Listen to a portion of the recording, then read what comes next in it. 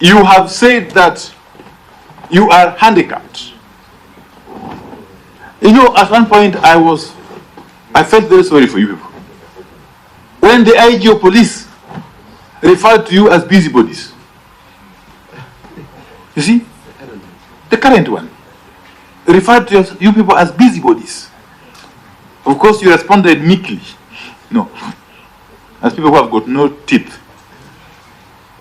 But even as you lament lack of prosecutorial powers, have you cared to understand that you can institute private prosecution?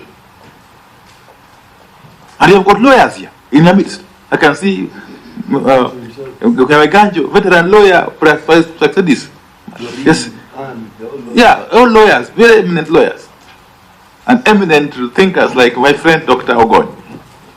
Okay? Why haven't you taken steps? Because desperate times call for desperate measures. Extraordinary times require that you adopt extraordinary measures. Because if you did that, and eventually the prosecution is stopped, which obviously would happen sometimes, then the public would have taken note. Yeah, how the kind of resolve you have. So I'm just trying to plead with you that even as you seek to be entrenched, to be empowered, to be strengthened, can you do what you need to do with the current powers that you have? Thank you. Thank you very much, Honorable Co-Chairs. I think just picking up from where Honorable Ndai left, it came from you that indeed some of the officers have been partisan, particularly during elections.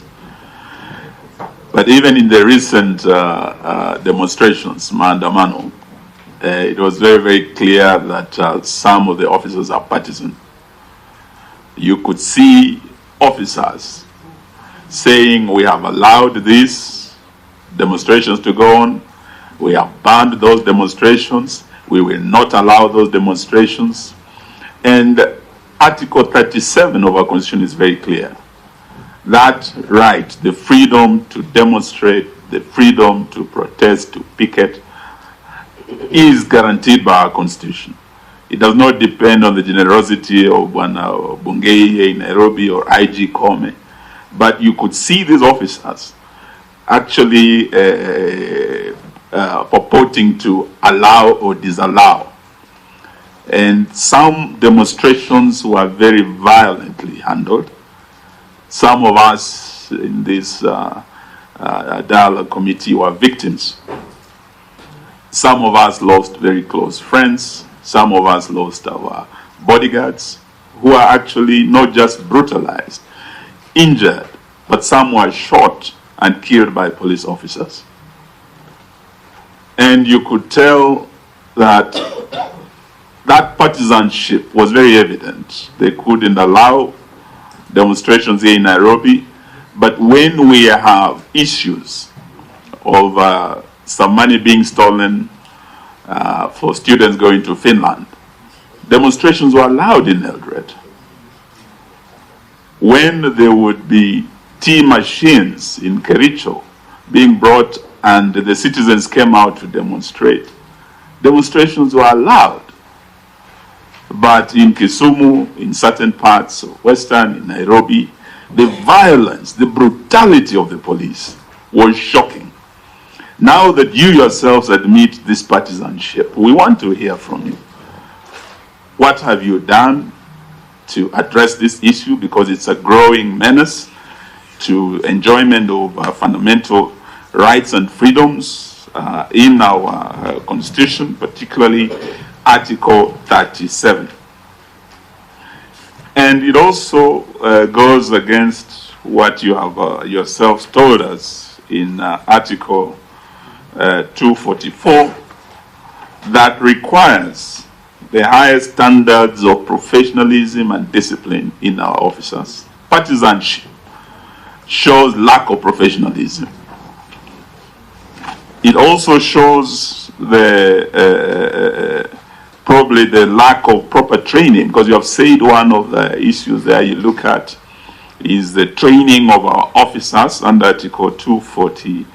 4D to the highest, in fact, not high standards, the highest standards of competence, integrity, respect for human rights, and fundamental freedoms and dignity.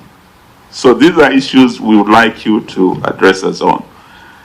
But having witnessed firsthand the brutality and abuse of human rights by our police officers, I want to ask you if you are aware that we have about 1,000 police officers from Kenya who will be dispatched to Haiti, and there's an uproar internationally because of the recent abuse of human rights by our police.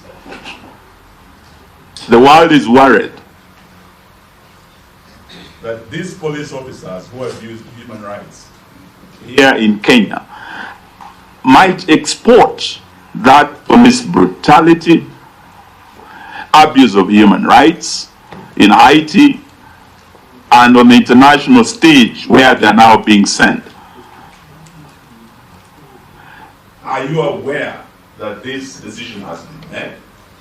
Will IPOB